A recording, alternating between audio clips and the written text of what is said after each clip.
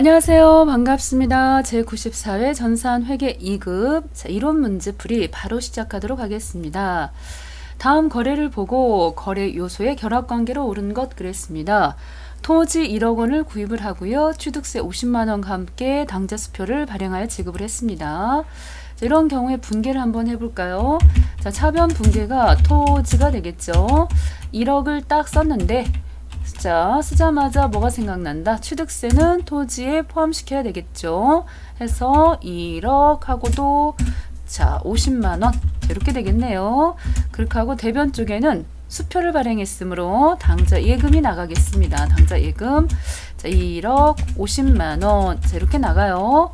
자 그러다 보면은 토지라고 하는 뭐가 증가를 했다? 자산이 증가를 했겠습니다. 자산 증가. 그리고 자산의 감소가 일어났으니까 답은 몇 번이 되겠습니까? 1번 되겠습니다. 1번. 자, 간단한 문제지요.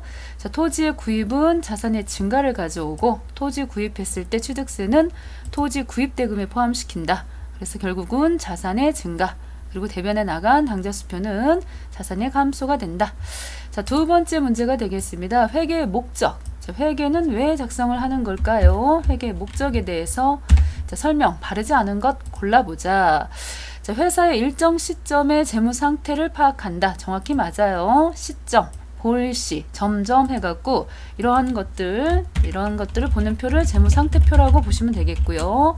일정 기간입니다. 1월 1일부터 12월 31일까지 얼마나 돈을 벌었나 볼 수 있는 표가 경영 성과, 즉 손익 계산서가 되겠죠. 다 맞는 설명이 되겠습니다. 3번이 답이죠. 종업원의 실적을 분석하여 이러한 근무 태도를 평가하는 것은 인사고과가 되겠습니다. 자, 여기하고는 좀 주제가 멀어요. 다양한 이해관계자들이 합리적인 의사결정을 할 수 있도록 유용한 정보를 제공한다. 좋죠. 유용한 정보 제공, 회계를 하는 목적이 되겠습니다. 다음 3번 가보도록 하겠습니다. 다음 자료는 2020년도 12월 31일 현재 재무상태표의 각 계정의 잔액입니다. 자, 상품이 얼마냐라고 했습니다. 자, 이러한 것들을 푸실 때는 T계정을 이용하시는 게 훨씬 좋겠죠. T계정으로 풀어보도록 하겠습니다.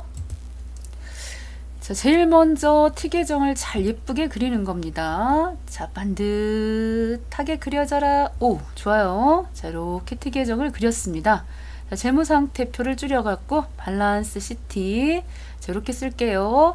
자, 차변에는 누가 온다? 자, 이쪽 차변에는 자산이라고 하는 애가 오겠죠. 자, 대변 쪽에는 자, 식구가 오는데 누가 온다? 부채와 자본이 올 수 있겠고요. 이쪽은 부채와 자본 자, 이쪽은 자산이 옵니다. 자산.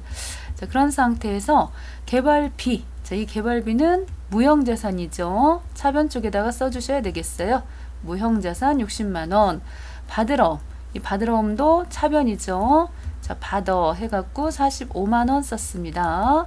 단기 차입금. 이것은 단기 차입금은 부채이니까는 대변 쪽에다가 써주시겠고요. 그 다음 미지급 비용 나왔습니다. 미지급 나온 애들은 미지급 나오면 비용 붙었다고 해도 속지 마시고요. 이건 부채입니다. 미지급. 그래서 여기 20만 원 써주셔야 되겠고 선급금 상품 같은 거 구입하기로 하고 미리 준 계약금 차변이 되겠습니다. 자본금 대표적으로 대변에 쓰셔야 되는 거지요. 자본금 50만 원 이렇게 썼고요. 자, 얼마 안 남았어요. 자, 단기 대여금. 자, 1년 이내에 갚기로 하고 아니죠. 자, 1년 이내에 받기로 한 거죠. 받기로 하고 돈 빌려주는 거. 마무리 외상 매입금. 해서 외상 매입금은 부채가 되겠습니다. 자, 61만 원 이렇게 썼습니다. 자, 상품이라고 하는 거는 차변에다 쓰셔야 되는 것이죠. 고로 대변의 합과 차변의 합은 일치를 하셔야 되기 때문에 여기다가 금액 합계를 한번 구해 볼게요. 자, 계산기를 잠깐 사용하셔가지고 자, 대변에 40만원, 40만원, 20만원, 50만원, 61만원 했더니 여기가 얼마가 됐다? 171만원 되겠습니다. 이쪽이 171만원. 자, 이렇게 나왔어요. 그럼 이쪽도 171만원 이렇게 나와야 된다는 거죠. 자, 그러면 다시금 계산기 눌러 볼게요. 저기서 이제 빼기를 해가지고 60만원 빼주셨고요. 45만원, 45만원, 자, 나머지 42만 원을 빼시면은 자, 24만 원이 바로 상품의 금액이 되겠습니다. 24만 원. 답은 1번 되겠습니다. 저기가 24만 원이 왔다는 거예요. 그리고 상품은 저 상단 위쪽에 24만 원 되겠습니다. 자, 이런 문제는 이런 식으로 T 계정을 그려갖고 자, 자산, 부채, 자본 해서 나눠가지고 풀어주시면 깔끔하게 풀리는 문제가 되겠습니다. 자, 4번 되겠습니다. 4번. 다음 일반 기업 회계 기준에 따른 재무제표가 아닌 것은 일단 재무제표 5가지 자, 고르라고 하면은 재무상태표가 있겠죠. 재무상태표. 우리 회사의 재산 상태를 보여주는 재무상태표가 있겠고 두 번째 손익계산서가 있습니다. 손익계산서. 자, 세 번째 현금 흐름표. 네 번째 자본 변동표. 안타깝게 5번째 주석이죠. 주기가 아니고 주석이 되겠습니다. 답은 1번이 틀렸다. 이렇게 보실 수 있겠네요.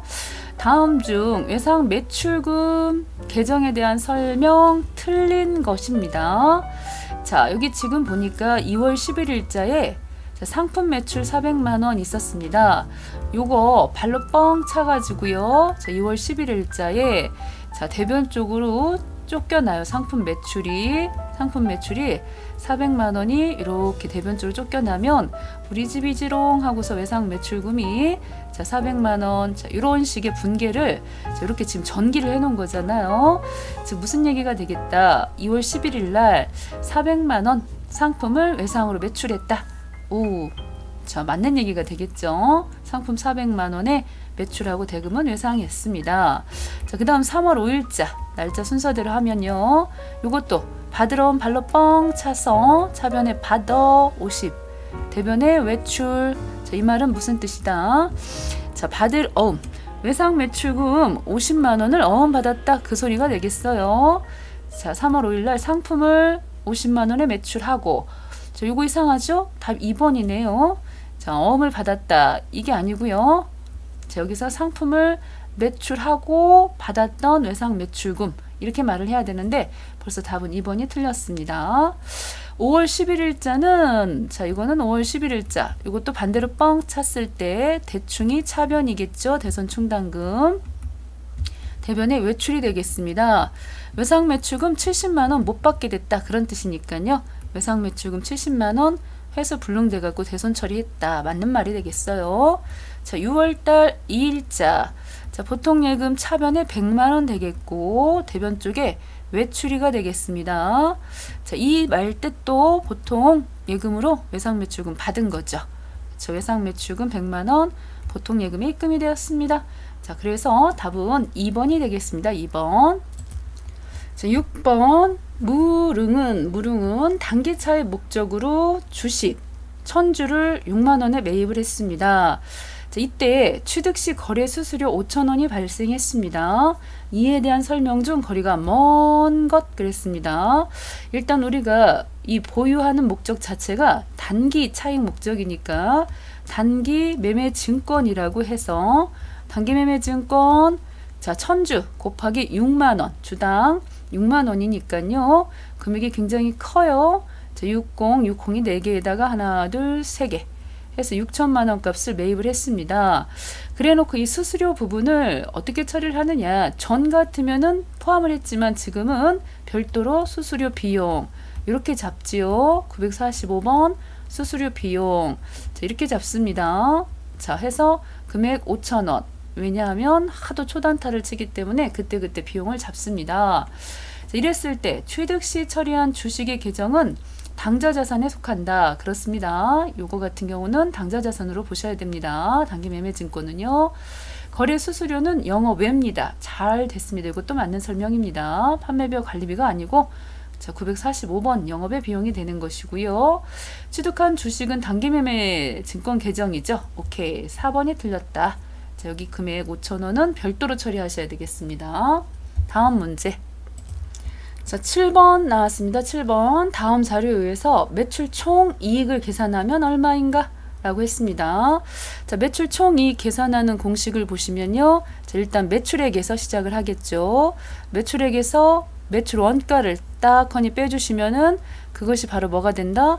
매출 총이익이 되겠습니다. 매출 총이익이 이런 식으로 나오는 거죠. 자, 그렇기 때문에 일단 여기 있던 기초상품 재고액 이런 것들은 매출 원가 계산하실 때 들어가야 되겠습니다. 기초상품하고 단기상품 매입액하고 그 다음에 여기서 매입할 때 재비용 운임은 더해 주셔야 되는 것이고요. 그러고 난 다음에 매출 애누리 및 매입 할인액은 빼주셔야 되는 항목이죠. 그렇게 하고 기말상품 재고액도 빼주셔야 되겠습니다. 자, 고로 이 매출원가라고 하는 것을 구하실 때 다시 한번 써볼게요. 자, 매출원가 구하시는 공식. 자, 요거는 기초 상품 재고액에다가 단기 매입액 있으면 더해 주셔야 되겠고, 자, 운임이 있습니다. 그럼 운반비도 자, 포함해서 더해 주셔야 되겠습니다. 자, 빼는 게 있다 그러면은 이 매입한 것 중에서 이렇게 매입했는데 자, 애누리가 있었다. 그렇게 하고 또 매입했는데 환출이 있었다. 했는데 매입했는데 할인이 있었다. 이 항목들은 다 빼는 항목들이고요. 그 다음에 여기서 마지막으로 빼주셔야 될 것이 기말상품 재고액이 되겠습니다. 기말상품 재고액.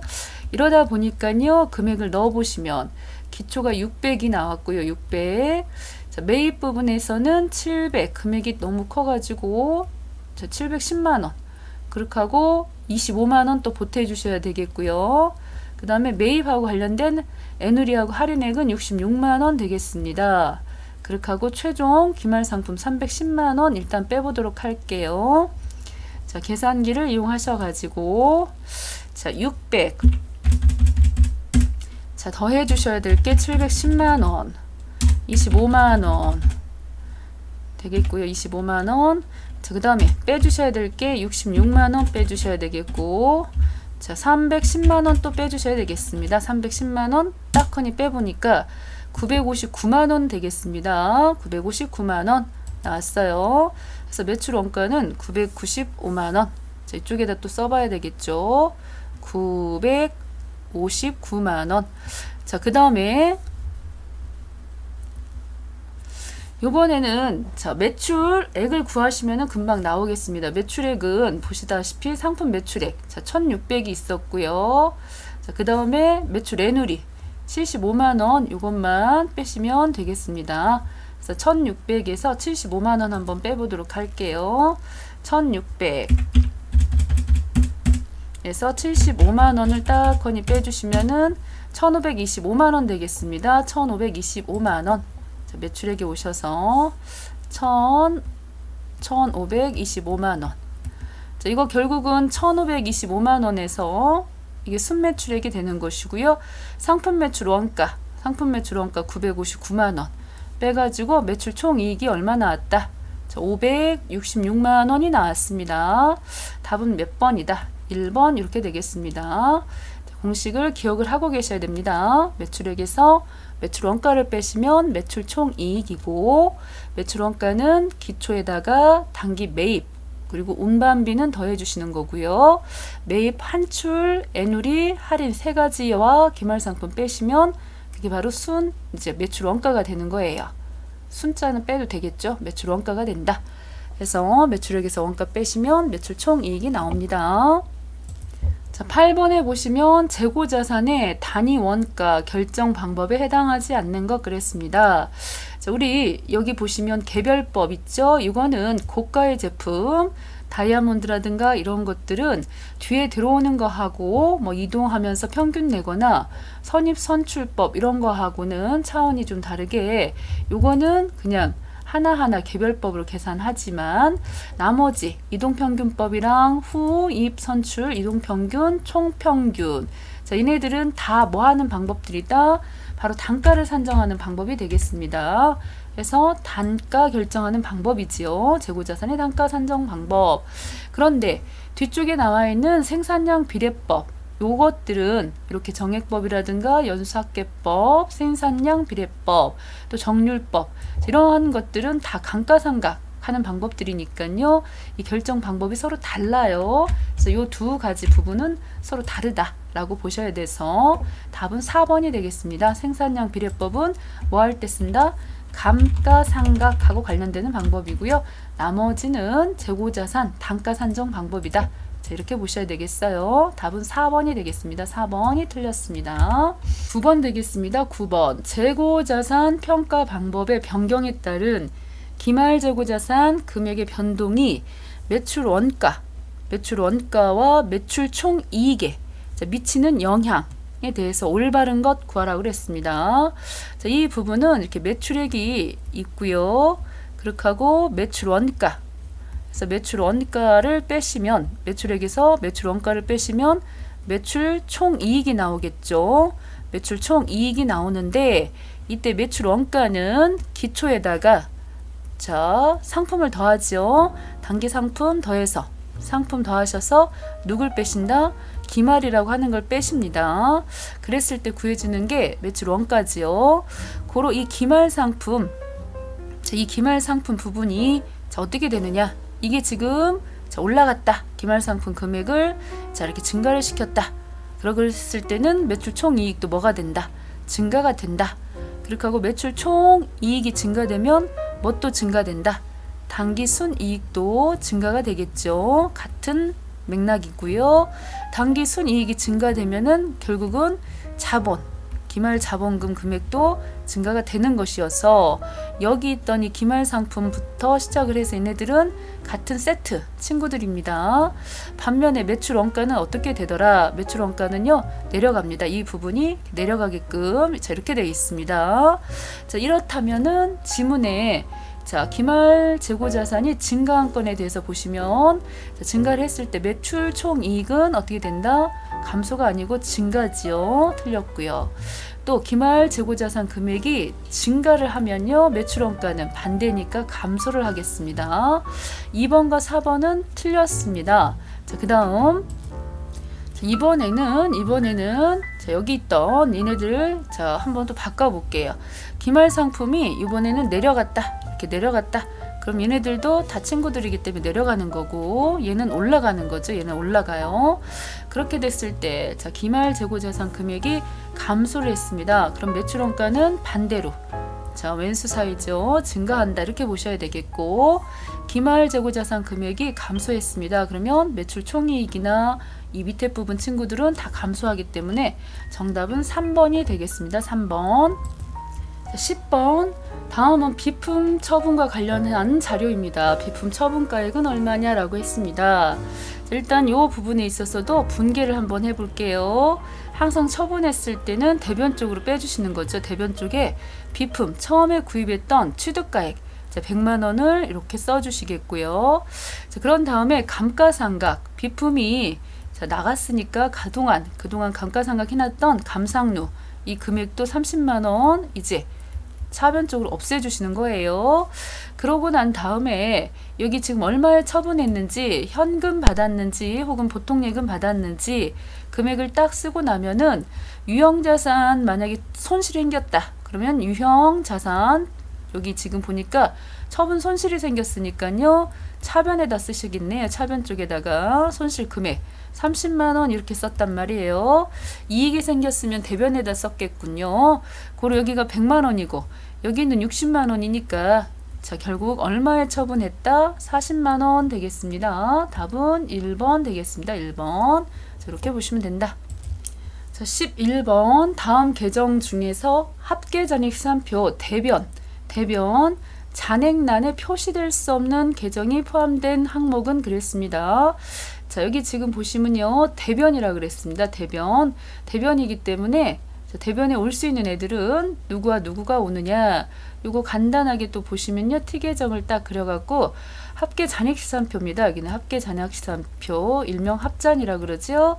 그렇으면은 차변에는 누가 오고 자산 하고요. 자, 비용이 오는 거고 대변 쪽에는 자, 부채, 자본, 수익 이런 애들이 오겠죠.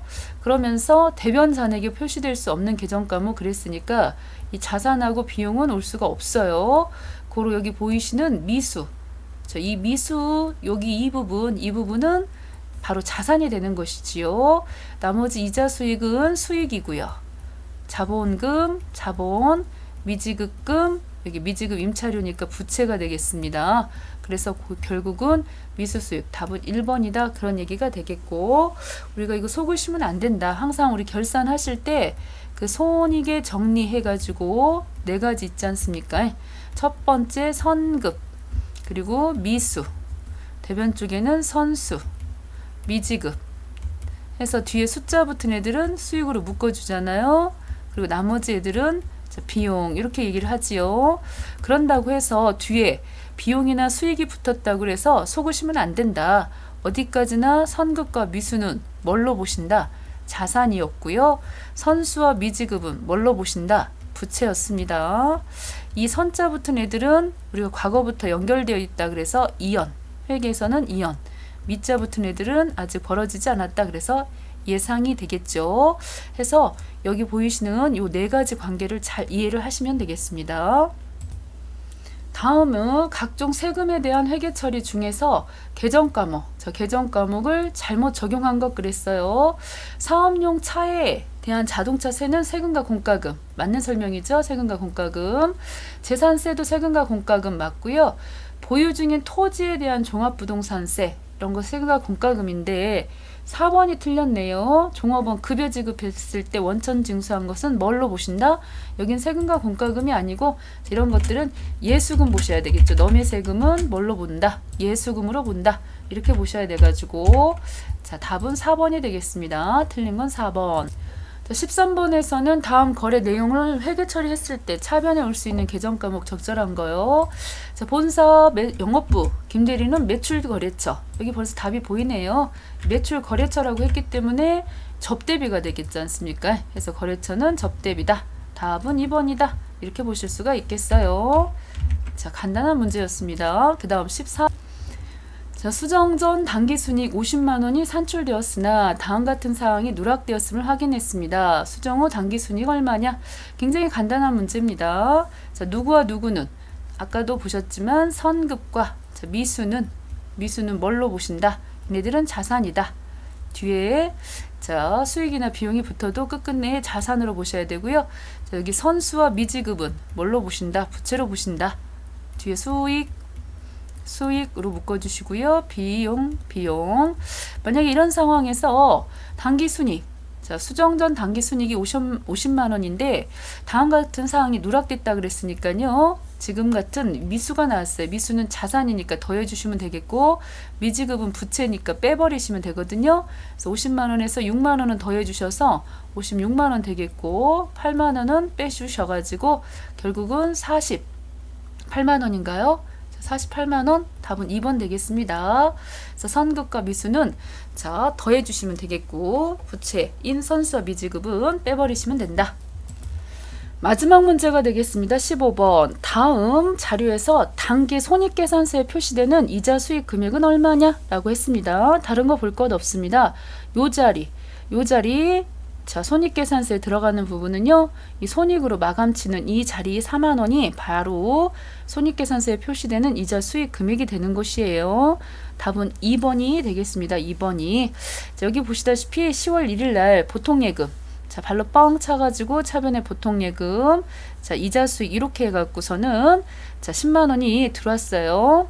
자, 12월 31일자에 그 가운데 10만 원 속에 이자 수익 10만 원 속에 선수 수익, 내년도 수익이 6만 원 있다는 소리니까 이번 연도 수익은 결국은 4만 원만 이번 연도 거가 된다는 거니까요.